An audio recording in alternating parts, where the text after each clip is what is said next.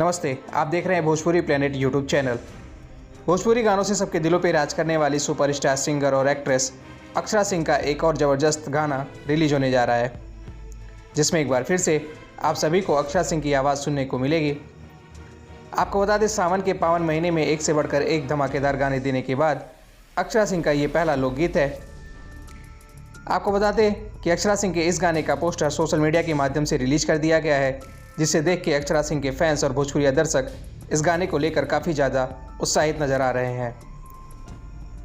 आपको बता दें, अक्षरा सिंह के इस गाने का बोल है, एक ही तो दिल था, जिसे 8 अगस्त को सुबह 6:15 पर जेपी स्टार पिक्चर भोजपुरी के यूट्यूब चैनल से रिलीज़ किया जाएगा।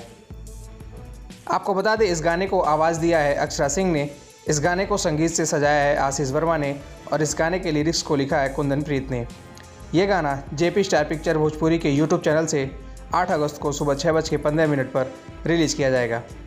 आपको ये जानकारी कैसी लगी हमें कमेंट करके ज़रूर बताएं। वीडियो अच्छी लगी तो वीडियो को लाइक करें, शेयर करें और हमारे यूट्यूब चैनल को सब्सक्राइब करके बेल नोटिफिकेशन ज़रूर दबा लें। धन्यवाद।